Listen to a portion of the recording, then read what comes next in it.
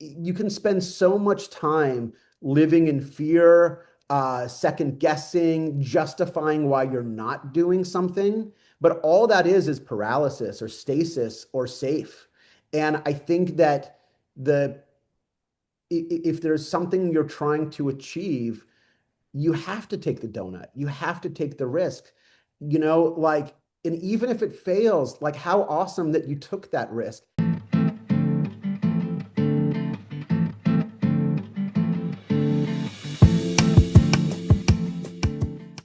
Hello, everyone. I am Melissa Forziat of Take the Doughnut, here to help you get inspiration and get donuts. I'm a motivational keynote speaker, and today I'm bringing you a really fun Take the Doughnut interview with Austin Winsberg, who is a showrunner, producer, director, and writer who created and ran both Zoey's Extraordinary Playlist on NBC and Acapulco, now in its fourth and final season on Apple. Welcome, Austin. Thank you for having me. So excited to talk with you. And I didn't say it in that bio, but of course, we're both Brown grads. So that is how we've connected here. And for those not tuning in for the first time, you might be noticing a theme. I've been talking to some people from Brown because there's a lot of cool people who went to that school. So, so glad to be having this sort of Rhode Island connection today. Yes, go Rhode Island. I feel like full disclosure, I should start by telling you that I am gluten free. So when I eat donuts, I have to find gluten-free donuts. And, there's not that many places where I can find them. Well, okay, so that brings me to my first question, and you can get specific if you need to. What's your favorite donut? I mean, I do love a glazed buttermilk. I'm not gonna lie. That's probably my favorite donut. A good apple fritter, pretty great too. Those would probably be my top two. But alas, since I've been gluten-free for like a dozen years now, at least, it is hard. There's a place called Sidecar Donuts in LA that makes a pretty good, I live in LA, that makes a pretty good gluten-free donut, but they are hard to find. Okay, so Sidecar does gluten free. Yes, I they didn't do look for that one. on their They, menu. they do one, and then also there's a place called Modern Bagel that does it. Aaron McKenna Bakery is another good one that'll. Oh, you know what's a good one? I'll just advertise donut places now. Faux Nuts makes a good gluten-free donut. I really like the name. Yes, Faux Nuts. Fonuts. Those are good, and I think my favorite there is probably the strawberry. But that would not be my. If I had to just choose like a donut, I gotta go glazed buttermilk. Okay, I mean, so we've got a range of answers. There's a spectrum here, depending on the situation and whether or not we consider the gluten-free factor. Yes. But I do like that you're giving me some options if we ever want to explore gluten-free. And That could be another whole podcast. anytime somebody has a business name that's got like a pun in it, I'm Sure. all in. Yes. That's it. Especially when you have donuts. Okay, so I said just a little bit about you up front, but tell us more about yourself. What should we know about you? Oh my gosh, where do you want me to begin? That's such a big It's question. broad. It's a big Yeah, one. big one. I mean, I grew up in LA. I grew up in LA. I thought I was a child actor when I was a kid. Not a very successful child actor, but I tried. From an early age, I was really into the entertainment business. I just knew that I wanted to do something in it. I started reading Daily Variety when I was 12 years old, which was like a trade paper that would be sent to all the agents and executives, but I got it sent to my house. And so when all the other kids are learning sports statistics, I was learning what movies were in production and who were the writers and directors and producers involved in them. So I kind of became IMDb before IMDb. And I was just always fascinated by the business. And then I went to theater camp in New York in the Catskills, a very famous theater camp called Stage Door Manor. And I met another writer, I met another actor at the camp who was writing plays, and he was winning all these young playwriting contests before he was 18 years old. He was a child prodigy. His name is Adam F. Goldberg, who's a later creator of the Goldbergs TV show on ABC.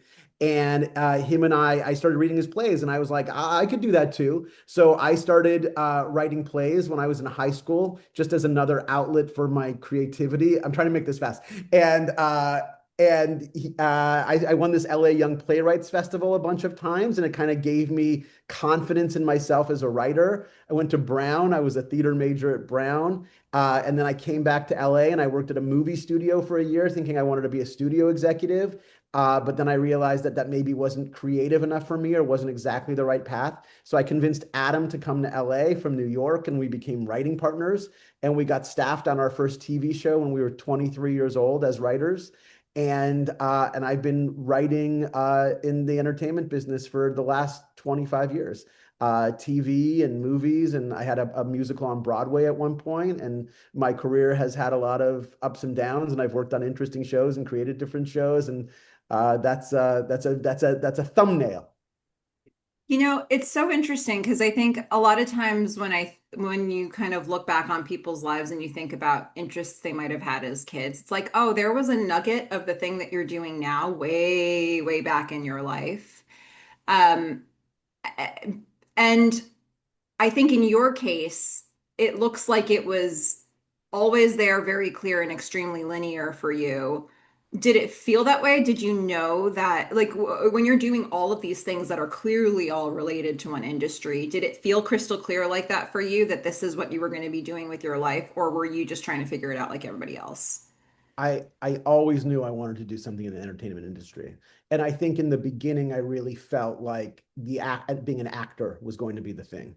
And then as time went on and I started not getting some parts and I started realizing, seeing other actors that were better at it than me, um, and also being able to start to write and direct and do a lot of that at Brown, actually, it made me feel like I could get as much validation or use more of myself or feel better being kind of behind the scenes than in front of the camera. And sort of once that clicked in, that kind of set me on that different path. But I don't think there was ever any question that I was probably going to do something in the entertainment business. The fact that I mean, Variety, which a lot of people probably don't even know what that is anymore, like reading that at 12 years old was a very unique, specific thing. And Yeah. reading and kind of following playwrights and being really into people like Christopher Durang and Woody Allen before he was canceled. And, like those kinds of, I was just very into all of that. Steve Martin and joke books and all of that stuff when I was 10, Mad Magazine, all these things when I was a kid, they were all kind of leading in that direction, I think. That's interesting. I was just thinking as you were saying that, I was a gymnast growing up, and I remember one of my coaches saying to me once, you look at gymnastics like a coach, and I was like, huh, what is that? Because I wasn't thinking about that because I was just doing this sport. But I think there is truth to that, that sometimes you're participating in one way, but you're looking at it through a different lens. And clearly, like the reading variety, I think signaled something very different for you, but you just didn't know what options were available to you maybe at that point, or that you'd have an interest or an opportunity to do them. So that's really I fascinating the way things evolved. I think I was always attracted to the behind the scenes kind of before knowing exactly what that meant. And I just wanted to know who the players were. And I would look up, I was obsessed with box office numbers. Like, why does a 13-year-old, 12-year-old, I have an 11-year-old and a 14-year-old. Like, why would I care about the weekend box office when I'm 11 years old? But I was deeply invested in it. So good. Well, that's such a fascinating way to begin and learn just broad strokes more about you. Let me hit the reset button for those who've never seen a Take the Donut interview before, because you're probably just thinking this is all over the place. So, Take the Donut for me is another way to say carpe diem. It's all about going after the things that you want in life. And it comes from this strange thing that happened to me when I was at Brown, when I left an actual donut on a table, but it almost instantly became an object lesson for me and what it looks like to leave opportunities behind. So, I don't want to do that anymore. I want to take the donut and seize the opportunities. So, this conversation actually is all about going after opportunity in life, going after goals, and what does that look like, practically speaking, when we go to do it. So, Austin, let me ask you this. How are you with going after goals? What's that process like for you? Oh, wow, that's another good question. Before I answer that question, can I ask you what your favorite donut is? I feel remiss that I didn't start with that. I'm going to give you two answers, but they're basically the same thing. They just reflect different times of my life. There's a shop near me now in Redondo Beach called Moon Donut that has this, like, it's a yeast donut. It's got like chocolate glazing on the top, and then it's filled with chocolate through the center, and then it's got a little piece of a Hershey bar on the top. So I think you're getting a Oh, theme there. When I was growing up, it was Dunkin' Donuts chocolate cream filled. And Okay. I have like sort of childhood associations with that donut. Also like chocolate, but it is interesting that I've just sort of maybe elevated it a little bit as an adult, but I The still more have the mature same. version of the same donut. Like I just went all in on Okay. chocolate. Um, but it is one of the things that I think is really interesting about this particular dessert food that so many of the people that I talk to when they name it a favorite dessert, some people haven't even had donuts in a while, but they often will think of a childhood memory that they Absolutely. associate with that food, maybe more so than other dessert foods. I agree with that. All right, so let's start with childhood and then when it comes to goals. I think that I have always, you like that segue? I think that I have always been goal oriented to an extent, and I've always been very driven and ambitious. So I think that I have, how do I chase those goals? How do I measure those goals? I mean, as this is, a new aspect of that for me right now is what's the goal? And I think that has actually shifted and changed over the years. So for a long time, it was, I just want to get, in the beginning, it was, I just want to get an agent. And then it was, I just want to get a staffed on a TV show. And then it was, I just want to get I want to sell a pilot. And then I want to get a pilot made. And then I want to get a TV show on the air. And then so there becomes a thing where it's like, it's always the next rung on the ladder. And the higher that you climb on the ladder and the more that you're driven towards those goals, the more that you realize there's always going to be another rung. There's always going to be another thing that you want to accomplish. And I've kind of learned every step of the way when I've achieved a goal that I set for myself. I don't know if it ever felt like I thought it would feel, or I don't know if it ever filled me in the way that I wanted it to fill me.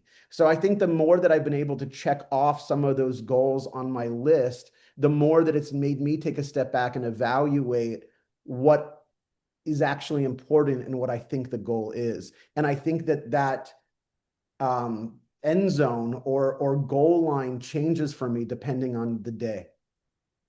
What a I don't know cool if that's the answer. answer to that question, The but question kind of imploded on itself in the process of your answer. It was so good. I love this. I mean, I can talk very concretely. I can talk very concretely about like, here's how you can achieve this. But for me, the goal has become amorphous, actually. Like, I have certain goals and things that I want to achieve, but I've also done enough therapy or have enough awareness now that achieving that goal is not necessarily going to create happiness or fulfillment or get me to where I actually want to be. Austin, we just started talking and I feel like I've known you my whole life. This is so great. I'm loving this I'm so conversation. sorry. No, I am. This is really a very fascinating You way to asked look. for this interview. You I didn't know what was asked going to for happen. this and I'm getting like more than I could have dreamed. This is so good. Because I do. I mean, maybe it's a trick question that I always ask people, like, how do you actually feel about the goals you set? And I think there's a lot of truth to that. The more you achieve, it's like, what are we doing this for? What's this hamster wheel all about? I'll Like, start what's crying going right now if on? you want me to, because I do think about this constantly, constantly lately too. I think that there was a long time in my career. I got my first TV show on the air when I was 26 or 27 years old, Yeah. and I became a showrunner at a very young age in the industry, and uh, and it was that whole experience was a real trial by fire and it was very challenging in a million different ways. And then I didn't get my next show on the air for like 12 years.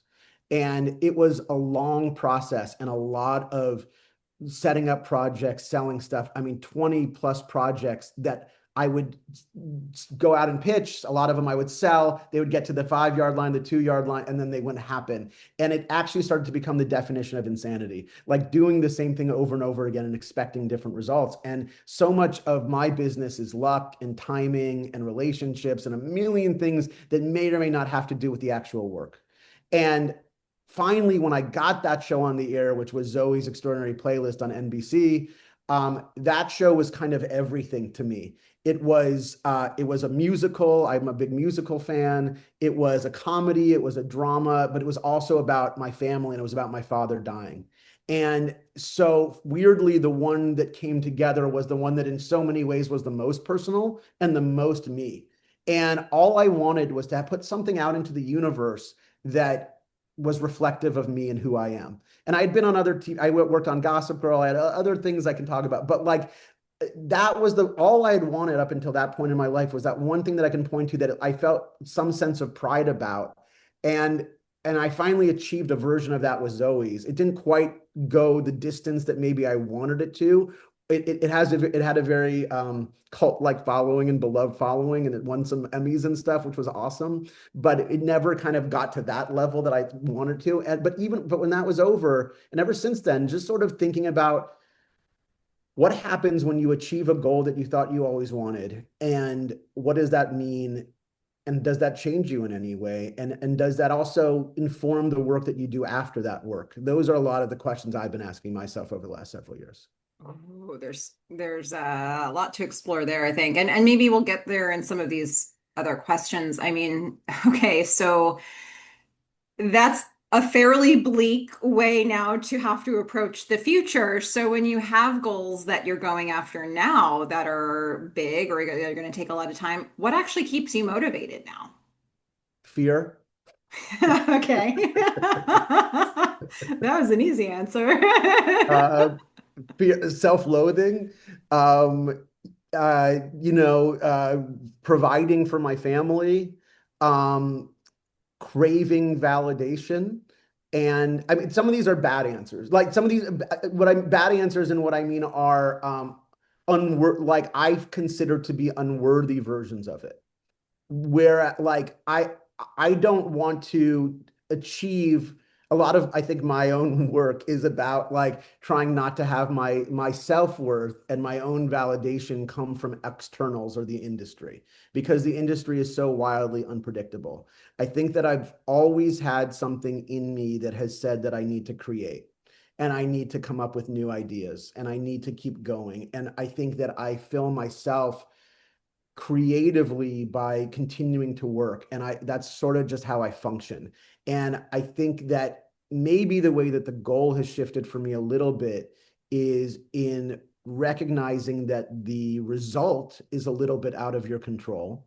But the thing that I can control is somewhat the process and the people that I work with. And so I think that I'm trying to put less value on what are other people going to think or how is this going to be received and try to focus a little bit more on am I enjoying this experience and is this a road that I want to go down. And maybe I have a little bit more of a luxury of that now after some of the things that I've done to kind of be a little bit more choosy in some aspects, but I'm also deeply aware of we're going through a weird time in the industry right now and what it takes to sell stuff and still needing to be commercial and so it's tricky because you have to sort of balance the commerce with the personal. And now I've even lost sight of what the question was that you asked. What keeps you But motivated, Austin? what keeps me motivated? Like the need to do it. And also to always try to better myself and to always try to push myself and to be more creative and to be into that's an internal. So I think there's an internal motivator, which is the internal goal to challenge myself and to prove something to myself and then the external motivator, which has to do with money and family and validation and all that extra ego stuff, where I often say ego is not your amigo. And I try to remind myself of that as much as I can. Nicely said. Well, I think you started to plant seeds for this in that answer, but a lot of times when we go after things we want, challenges come up, obstacles come in our way. It's certainly a lot that you've just described in your industry. So for you, is there a particular brand of challenge that comes up over and over and over again in your life, no matter what you're doing, maybe personal or professional, that, when you're working on something, you can be pretty sure this Achilles heel is going to rear its head. What is that for you? Self-doubt. Um, the voices in your head. First of all, writing, if anybody writes, the blank page can be very daunting sometimes. And I can spend a lot of time procrastinating and coming up with all the versions of the things to do not to write. So I think just sort of sitting down and doing the work. One of the challenges is just sitting down and doing. I think different steps along the way. For me, there's the different voices in my head, and I imagine people have this too. The voices that say, "Why are you doing this? You're not good enough. Is it going to sell? Does anybody care?" And there's a challenge. So I think the challenges are trusting your gut, silencing the voices, and pushing forward and having enough stamina slash energy and self-conviction to do the hard thing and keep doing it. But inevitably, at multiple steps along the way, I think that doubts and questions come in. And it's up to me to sort of push through that and keep going. Hmm. When you think back on your life, this could be a personal or professional answer. What would you say is the biggest donut you've ever taken? Biggest opportunity you've said yes to, or, biggest goal you've pursued? What comes up for you there? I mean, one recent one that popped in my head is I've had a fear for a long time of directing. And I directed a lot of theater when I was younger, but I haven't really directed on the TV or the movie side. And I've always felt like I could talk to actors. I've always felt like as a showrunner, I'm really doing kind of the overall directing of the whole experience. But I hadn't actually directed an episode of a TV show that I'd worked on. And the one reason I hadn't done it was because I was afraid of where to put the camera. And that might surprise people, but there's a lot of technical aspects that go into TV making. And there's a lot of rules too with like where the cameras need to go. And there's something called crossing the line. And I wanted to have a distinct style and my own point of view and my own, like I put a lot of pressure on myself and I don't know how lenses work and a lot of the technical aspects of it. And this year is the final year of my show, Acapulco. And I felt like I was getting a little creatively stagnant and I decided that I needed to do something to scare me. So I decided to direct an episode of Acapulco this year.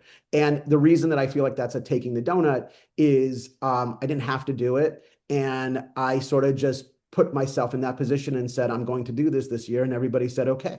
And so that's the first time in a long time where I feel like I took an initiative and did something that I was afraid of just because I wanted to take on the challenge. Mm. And it's already happened for you? Yeah, yeah. The episode, So episode, episode 2 of season 4 of Acapulco on Apple TV right now. wow. I mean, so when you think about the fear that you had going into it, and Completely now you think about justified. the experience, it was justified. Okay. It was justified in that the thing that I thought was going to be hard was hard. I had hmm to spend a lot of time shot listing and coming up with the shots and the camera angles before we went into the show. And I was doing a very ambitious episode of the show that happened to be a musical episode of the show. For my first time behind the camera, I tried to do like you had 5 days, 5.5 days to shoot 32 minutes of TV and 3 musical numbers and all kinds of big stuff. And I just, you're constantly fighting against the clock. I was constantly trying to make sure the technical was good. It was a big undertaking. So yeah, it was, but I'm happy. Ultimately, I'm happy that I did it. And I feel like proud, I guess. Pride is a word that's hard for me, but I feel proud of the fact that I took on something that I was afraid of. Mm. What's a donut that you're taking now that you can talk about? I don't know if it's donuts. I mean, I have multiple projects in development right now. I have a show at NBC. I'm working on a new thing with Apple. I just sold another thing to MGM. I feel like I'm constantly chasing after donuts, if that's the expression, because I'm constantly coming up with new ideas and trying to figure out how to package them and go out and pitch them to studios and networks. And so I'm constantly putting myself at risk, constantly putting myself out there to be rejected. But I'm so used to the pilot selling process or the ideas, trying to turn ideas into reality process that it doesn't quite feel to me like the high wire act of maybe what you're talking about or the hard part of doing something that's scary or out of your comfort zone. I feel like I've tried to sell or sold so many TV shows over the years that kind of feels like it's just part of what my day to day is in a way. I don't mean that in a cocky way. I just mean I've been doing it so long that like there's a normalness to it. I guess the donut for me right now is learning to silence the voices in my head that say something isn't good enough and just trying to pursue different projects because I feel in my gut I care about them. And so I'm always so aware of what's commercial or what I think is going to sell, but I think the riskier choice the more artistic choice is to sort of veer from the norm, veer from the thing that you think is gonna the thing that people want, and just do some stuff because you want to do it, or do some stuff because I'm gonna have fun with my friends or whatever that is. And that seems like a risk in its own way. Hmm. Yeah, absolutely. Well, there may be people who are watching this right now who have a donut of their own that they want to take, and it could be an idea for them, or it could be something they've started working on, but they maybe just need a little bit of inspiration to keep moving forward. So what would you say to those people? Let's sprinkle some encouragement, and what advice would you give to them? Keep going. Like this is what life is about, I think. Life is about you've articulated it in a very specific and very clear way that I really like. Take the fucking donut. Like you can spend so much time living in fear, second guessing, justifying why you're not doing something, but all that is paralysis or stasis or safe. And I think that the if there's something you're trying to achieve, you have to take the donut. You have to take the risk.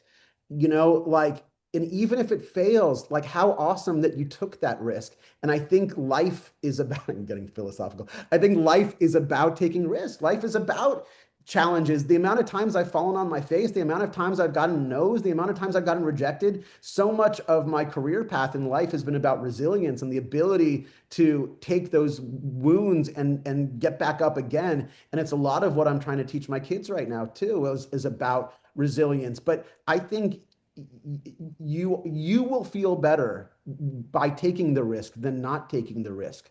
So go for it. And if it doesn't happen, try again. And it definitely takes self-confidence, and it definitely takes perseverance. But ultimately, the reward is the doing, I think. The reward is the doing. Well, I think that's a pretty good way to sum up the lesson you've been learning from that earlier answer about going after goals and not being satisfied with the result. The reward has been the doing and the experience and the process for you. Absolutely. Yeah. Well, for those who want to follow you on your journey and kind of see what's up next for you, where can they find you? What link should I put in the description? If anything, maybe your IMDb. I don't know. What Sure, would they can you? IMDb. It doesn't quite, it sort of reflects the projects that got made. It doesn't reflect the the dozens of projects that That's true. sold that didn't end up that ended up on a pile behind me.